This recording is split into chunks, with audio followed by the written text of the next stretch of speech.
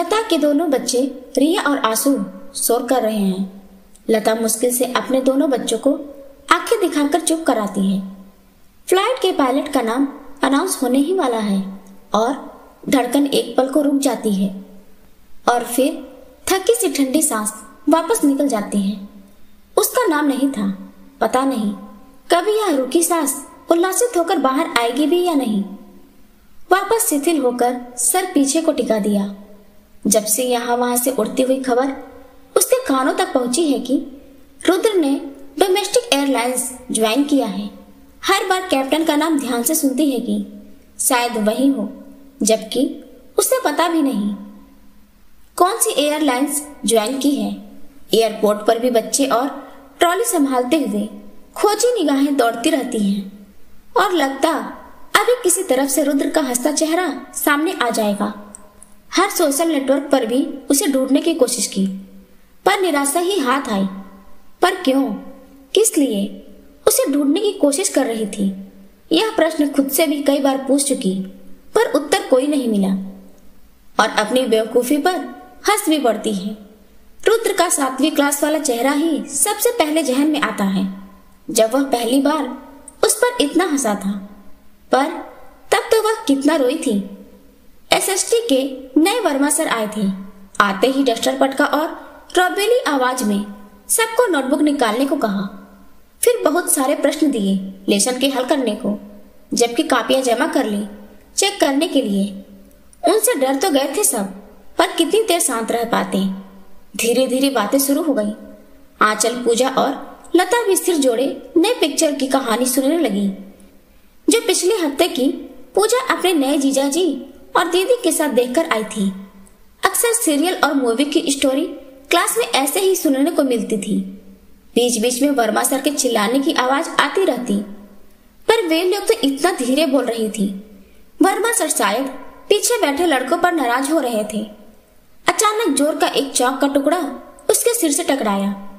उसने सिर उठाया और सर चिल्ला पड़े, क्या गपशप चल रही है? चलो बेंच पर खड़ी हो जाओ। उसे तो काटो तो खून नहीं, आज तक कभी डांट भी नहीं पड़ी और सीधा बेंच पर खड़ी हो जाओ। वो हैरान मुंह खोले देखती रही तो सर फिर से चिल्लाए, मुंह क्या देख रही हो? Stand up on the bench. वो सर झुकाए खड़ी हो गई और आंखों से आंसुओं की धार बह चली।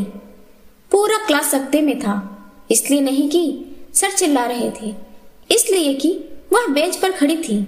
सारे बच्चे मुंह खोले उसे देख रहे थे। सर वापस कॉपियां चेक करने में लग गए थे। एक एक कॉपी चेक करते, बच्चे का नाम पुकारते, उस बच्चे को डांटते और फिर कॉपी उसकी तरफ फेंक देते। किसी ने अच्छा नहीं किया था, यह देख उनका रोना और बढ़ता जा रहा था। अब सर के सामने उसकी कॉपी थी, उनका बड़बड़ाना चालू था। कोई भी नहीं पढ़ता, किस लिए स्कूल आते हो तुम लोग? फिर माथे पर चढ़ी, भ्रिकुटी थोड़ी शिथिल हुई। ये तो सही है। ये भी सही है। ओह, ये भी सही है। अब आश्चर्य का भाव था चेहरे पर। क्या बात है, ये भी राइट। 15 में से 12 राइट। अब थोड़ी सी मुस्कान आई थी उनके चेहरे पर। नाम देख पुकारा, लता सिंह कौन है? वो चुप रही। हु इज लता? इस बार रुद्र ने हंसते हुए कहा। सर, वो जो बेंच पर खड़ी रो रही है ना, वही है Lata. Oh, sit down, sit down. ले जाओ अपनी copy. Good, you have well done. Lata उतर तो गई थी, पर इतने अपमान के बाद कॉपी लेने नहीं गई। वर्मा सर अपनी आवाज को थोड़ा नर्म बनाकर बोले, ले जाओ अपनी कॉपी। लता सहम कर चुपचाप अपनी कॉपी ले आई। रुद्र उसको देख हंसता ही रहा। घंटी बजी और सर के जाते ही सब भाग लिए दरवाजे की तरफ। अंतिम पीरियड था। लता शर्म से सर झुकाए धीरे धीरे बढ़ रही थी कि आवाज आई, रोनी बिल्ली।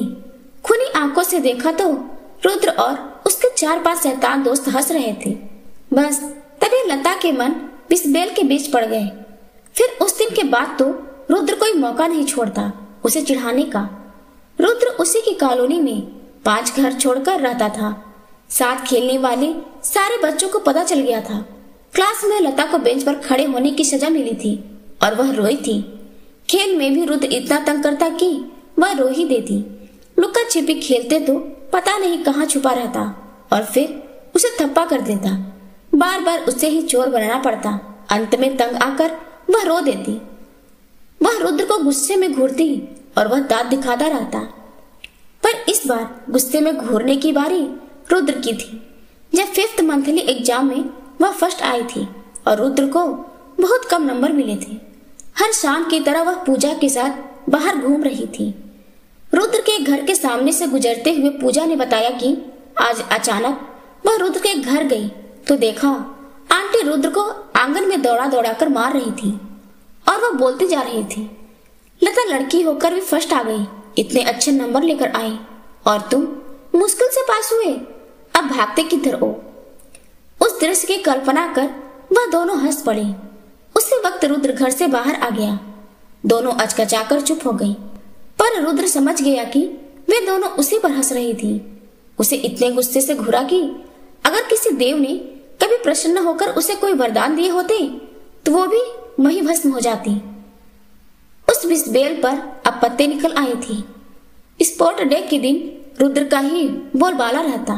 100 meter, 400 meter race, long jump, high jump, सब में वह ढेर सारे कप्स जीतता। अपने लाल हो आए चेहरे से पसीना पोंछता। वह उसे एक बार गर्मीली नजर से जरूर देख लेता। लता मुंह घुमा लेती। बाकी सब तो रुद्र रुद्र का नारा लगाते रहते।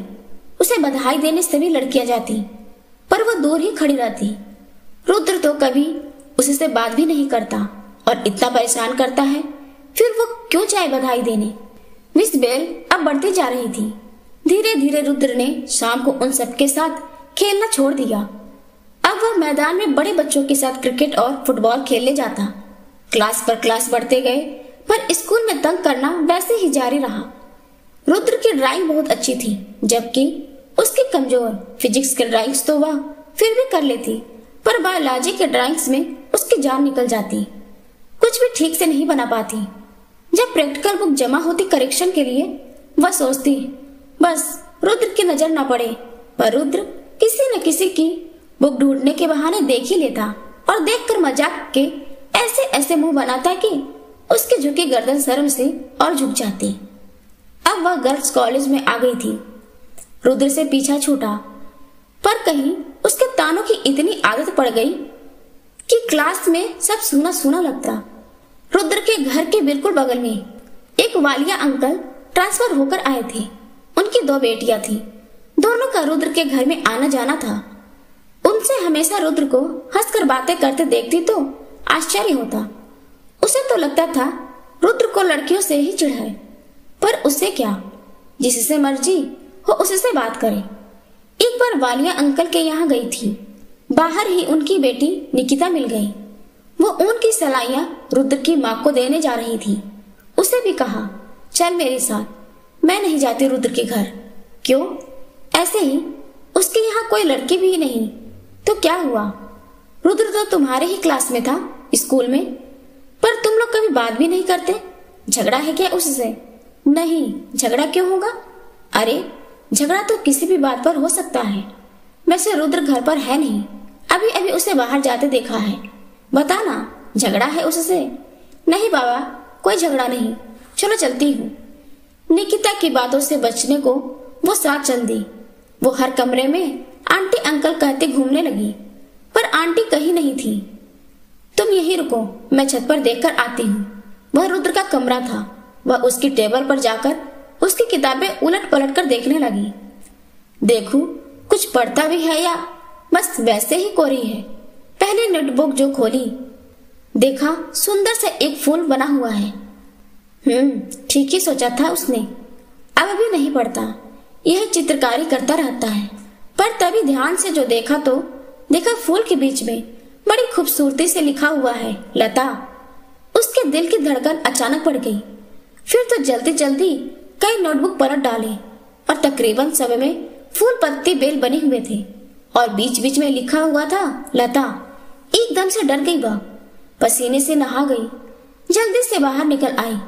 चेहरा लाल पड़ गया था और दिल की धड़कनें जोर जोर से चलने लगी। निकिता के सामने पढ़ने की हिम्मत नहीं थी। उसमें आंगन से ही आवाज लगाई, निकिता मैं जा रही हूँ। अरे रुक, मैं बस आ गई। निकिता की आवाज भी उसने बाहर निकलते निकलते सुनी। घर आकर सीधा छत पर भाग गई। सांस जब थमी तो दिमाग को सोचने लायक हुआ, पर वह इतना घबरा क्यों रही है? क्या अकेली लता है वो दुनिया में?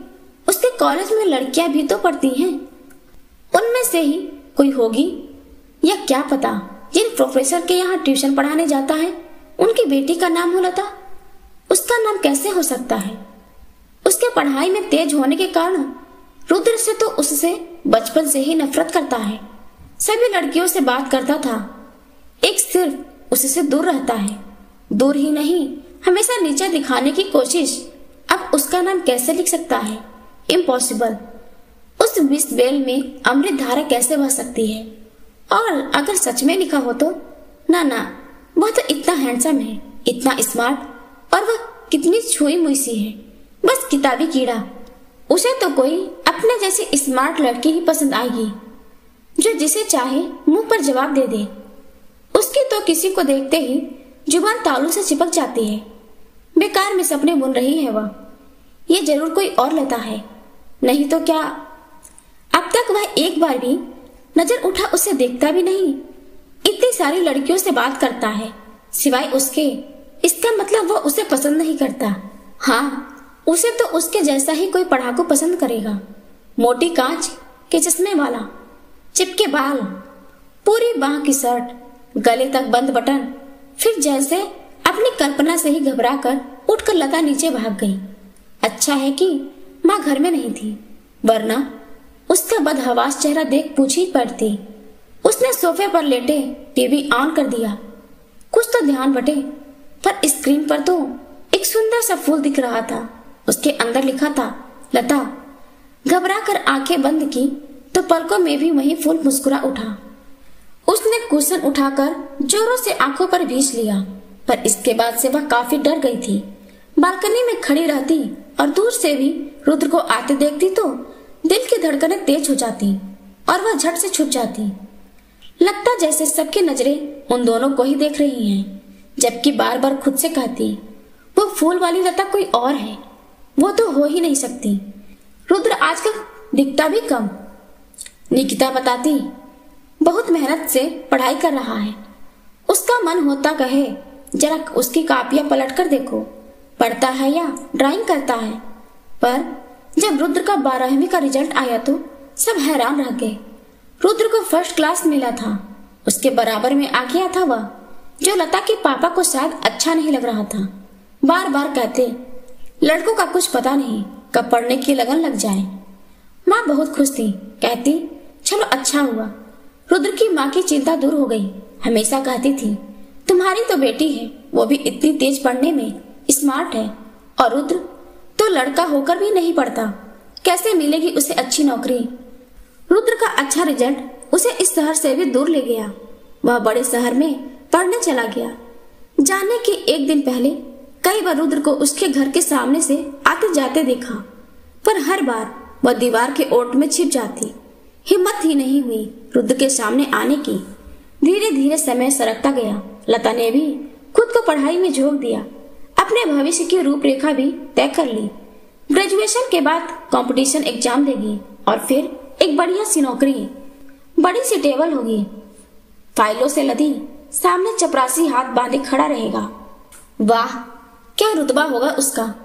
पर उसे कहाँ पता था वह तो परीक्षा की तैयारियों में उलझी है और उसके माँ पापा किसी और ही तैयारी में।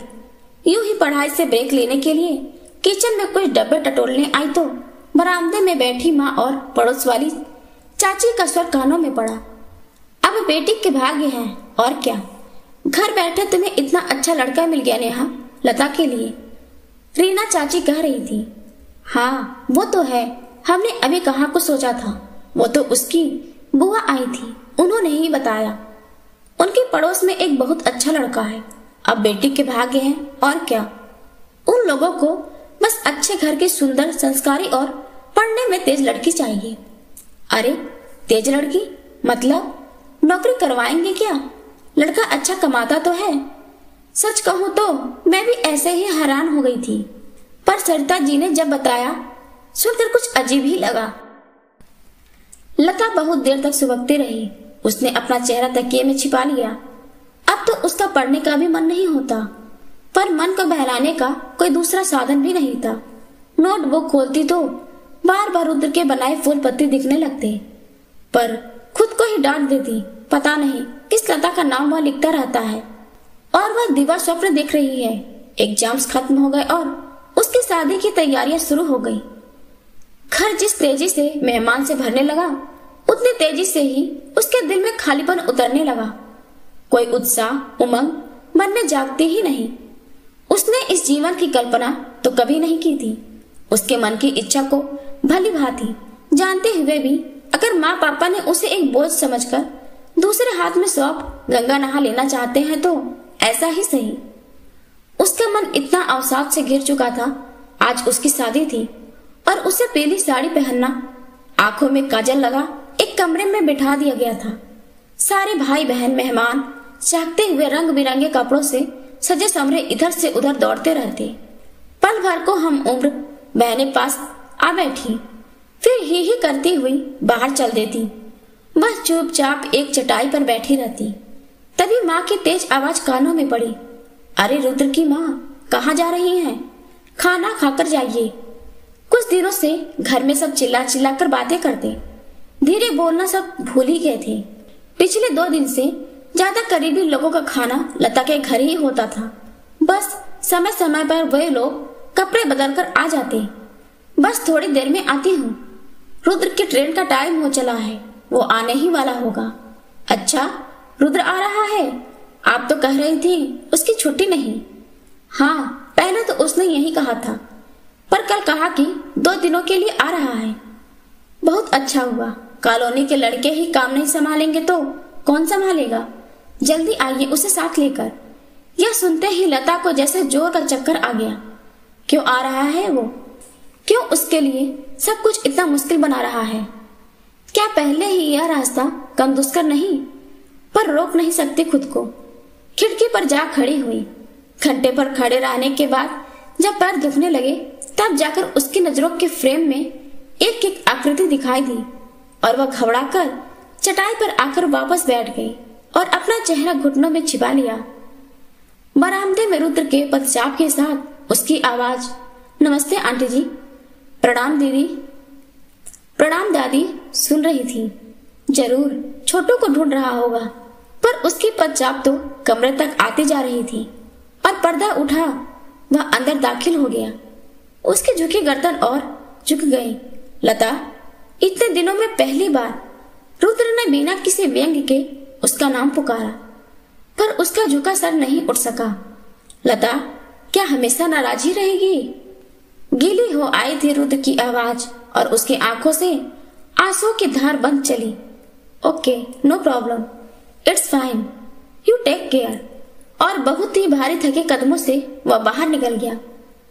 उसने जल्दी से सर उठा रुद्र पुकारना चाहा, पर तब तक वह पर्दे उठा बाहर कदम रख चुका था। उसकी धमते रुलाई दुगुने वेग से उमड़ पड़ी। बाहर माँ की आवाज सुनाई दी, आ गए बेटा, बहुत अच्छा किया। तुम लोगों को ही तो सब संभालना है, पर तुम मेरा एक काम करो, मेरा कैमरा तुम संभालो। फोटोग्राफर तो है ही, पर वो सबको पहचानता नहीं ना। तुम मेरे कैमरे से सारे करीबी लोगों की अच्छी अच्छी फोटो लेना, सारे रस्मों की। हाँ, और माँ कमरे में आ गई। लता, जरा कपबोर्ड से कैमरा निकाल दो तो। उसने कैमरा निकालकर माँ को थमा दी। रुद्र के हाथों में कैमरा देखना था कि बच्चों की फरमाइश शुरू हो गई। एक हमारी फोटो लो ना भैया। उधर से लड़कियों का झुंड खिलखिलाता हुआ आया। भैया, एक फोटो हमारी भी। तभी मामियों चाचियों का ग्रुप टोकरी में कुछ सामान लिए उसके कमरे तक आता दिखा और साथ में रुद्र को हिदायत, अंदर चलो, रस्म होने वाली है, लता की अच्छी फोटो ले लेना। कैमरा संभालता रुद्र लता के कमरे में अंदर दाखिल हो गया। इसके पहले भी इन चाची, मौसी, मामी, बुआ, दादी का ग्रुप उसे अक्सर घेरे रहता और अजीब अजीब से रस्म करवाता रहता। यहाँ चावल चढ़ाओ, यहाँ टीका करो। वह कठपुतली सी बिना किसी एहसास के रस्म निभाई जाती, पर आज थोड़ी सी अनकंफर्टेबल थी। पूरा समय लगता रहा जैसे रुद्र की निगाहें उस पर टिकी हुई हैं। रस्म खत्म होते होते लता के पैर सुन्न पड़ गए थे। उसने उम्मीद भरी आंखों से उन लोगों की तरफ देखा, पर वे लोग खुद में ही मगन थी। अरे ये तो लाल कपड़े में बांधा जाता है, सुपारी नहीं रखी, पान के पत्ते भी चाहिए थे। क्या दीदी, अभी तो आपने बेटी की शादी की है और सब भूल गई? किसी का ध्यान उसकी तरफ नहीं था। एक हाथ उसके आंखों के सामने आया, नजरें उठाई तो देखा रुद्र ने सहारे के लिए हाथ बढ़ाया है। वह उसकी आंखों का आग्रह समझ गया था। कैसे नहीं समझता, बचपन से बस आंखों की भाषा ही तो जानी है। उसका हाथ थाम उठते हुए लड़खड़ा सी गई और रुद्र ने एकदम से थाम लिया। अरे संभल के, कितना स्वाभाविक सा लग रहा है सब कुछ, जैसे कितने पुराने गहरे दोस्त हो। वो बीच में फैली विस्बेल कहाँ गायब हो गई थी। औरतों का सारा ग्रुप कोई मंगल गीत गाते हुए आंगन की तरफ चला गया, कोई और रस्म निभाने। और जैसे उसे होश आ गया, अपनी पसीजती हथेली उसने रुद्र के हाथों से छुड़ा ली। अब कमरे में सिर्फ रुद्र और वह थे, और थी बड़ी सी असहज करती हुई सी चुप्पी। उसने ही चुप्पी तोड़ी। खाना खाया तुमने? हाँ। झूठ? हंसी आ गई उसे। जब से आए हो कैमरा संभाले खड़े हो, खाना कब खा लिया? फिर से एकदम सहज हो उठा सब कुछ। रुद्र भी मुस्कुरा पड़ा। फिर थोड़ा रुककर पूछा, तुमने खाना खाया लता? नहीं, मेरा व्रत है, मुझे कुछ भी नहीं खाना। अरे क्यों? लड़कियों को शायद पहले से ही ट्रेनिंग दी जाती है कि आदत बनी रहे। क्या पता वहां जाकर कुछ खाने को मिले या नहीं, या पता नहीं कब मिले। हंस दी वह। बेकार की बातें हैं सब। मैं ले आऊं? कुछ खाओगी? भूख लगी है। नहीं, उसने जरा जोर से कह दिया, मानो ये थोड़ा सा एकांत पल मिला है, उसे गंवाना नहीं चाहती हो। फिर से दोनों चुप हो गए। इस बार रुद्र ने ही थोड़ी देर अपनी हथेलियों को घूरते हुए कहा, बड़ी जल्दी थी तुम्हें शादी की? उसने एक नजर रुद्र को देखा और नजरें खिड़की से बाहर टिका दी। किसी ने कहा ही नहीं इंतजार करने को। कैसे कहता, वह कुछ बन तो जाता पहले। तुम कहाँ इतनी तेज टॉपर, और मैं नकारा किसी तरह पास होने वाला। कहने की रौ में रुद्र भूल गया था कि इशारे में बातें हो रही थी। तुम स्कूल के, कॉलोनी के, कॉलेज के हीरो थे। एक एक शब्द पर जोर देते हुए कहा लता ने, मुझे सिर्फ एक का हीरो बनना था, तुम उसके हीरो थे। जरा जोर देकर कहा उसने तो रुद्र एकदम से पूछ बैठा। सच? रुद्र के दिल की धड़कन बढ़ गई थी। लता ने एक नजर रुद्र को देखा और नजर खिड़की के बाहर आम के पेड़ की फुनगी पर टिका दी, जहाँ कुछ गुलाबी कोमल पत्ते उग आए थे। ऐसा ही कुछ कोमल सा उनके बीच भी उग रहा था। पर इन नवजात कोपलों की उम्र कितनी कम थी। वो पेड़ के कोपल की तरह प्रौढ़ हरे पत्ते में बदल पाएंगे कभी? हाँ सच। पर तुम तो पता नहीं किस लता के नाम की माला जप रहे थे। अपनी नोटबुक में उसका नाम ही लिखते रहते थे। शिकायत भरा स्वर था उसका।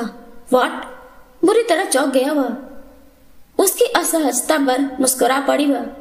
हाँ रुद्र, एक बार निकिता के साथ मैं तुम्हारे घर गई थी। देखा, नोटबुक में फूल पत्तियों के बीच किसी लता का नाम लिख रखा है। मैं देखते ही भाग आई। ये तो बहुत गलत है। यूं चोरी चोरी किसी की किताब कापियां देखना, बैड मैनर्स। रुद्र का चेहरा लाल पड़ते जा रहा था। बोला, और मैं दूसरी किस लता को जानता हूँ। फिर एकदम से उसकी नजरों में सीधा देखते हुए कहा, अगर ऐसा होता तो आज मैं यहाँ आता। मुझे तो जैसे ही माँ ने बताया, बस दिमाग में एक ही बात थी, मुझे यहाँ पहुँचना है हर हाल में। क्यों, कैसे, मैं कुछ नहीं जानता। 2 कपड़े बैग में डाले और सीधा स्टेशन आ गया। रात भर जागकर टॉयलेट के पास एक रुमाल बिछाकर बैठकर आया हूँ, और तुम कह रही हो कोई और लता होगी। दर्द से भीग आया स्वर उसका। लता की भी आंखें भर आई। अब क्या फायदा रुद्र, तुमने जरा सी हिम्मत नहीं की और कोई इशारा भी नहीं दिया। उल्टा मुझे हमेशा चिढ़ाते खिजाते ही रहे, और चिढ़ाने के बाद से सब पिछला याद आ गया। रोज कोमल आया, आज उसे सारा हिसाब लेना ही होगा।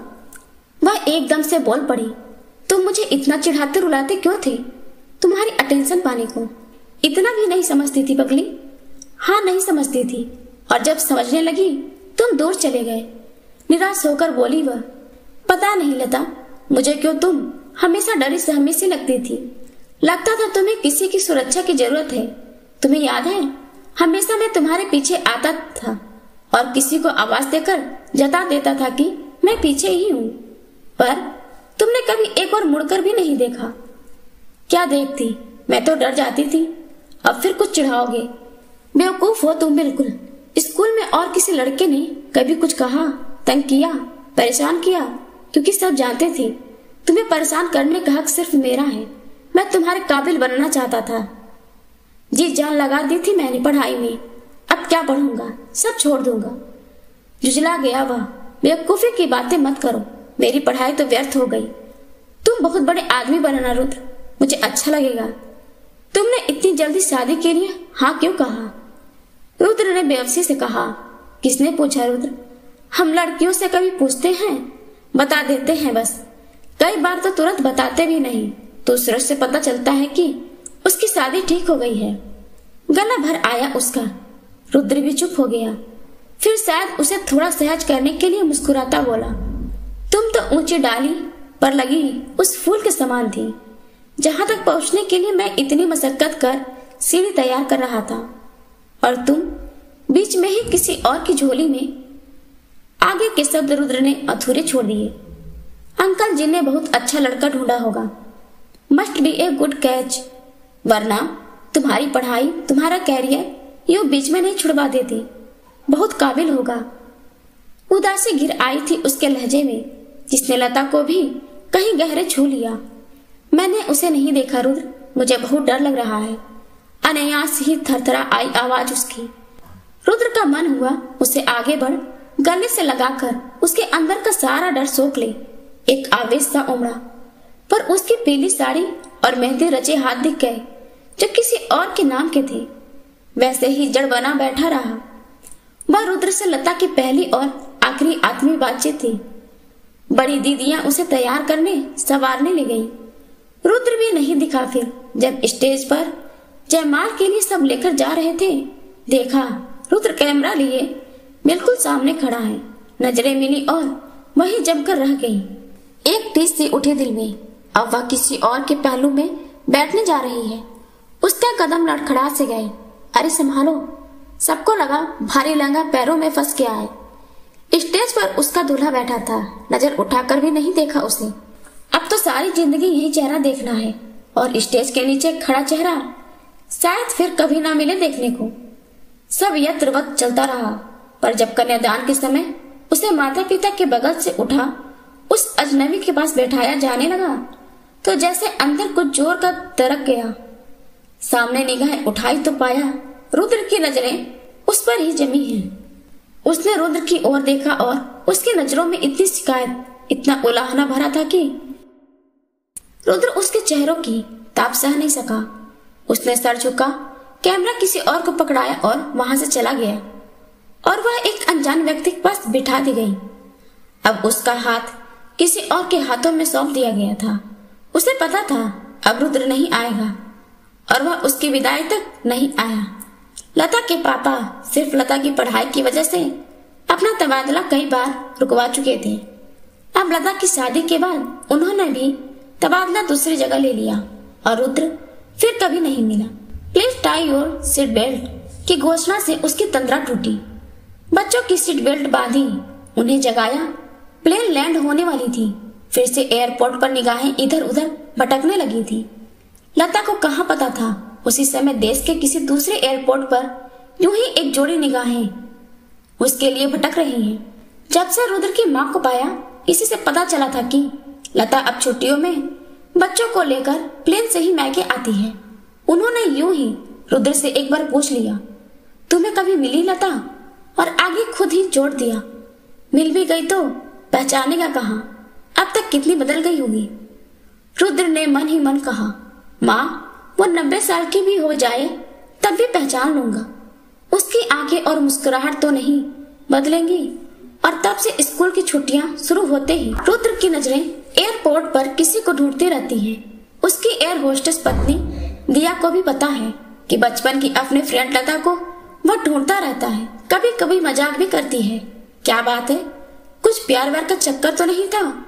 व्हाट रविश, वो हंस पड़ती।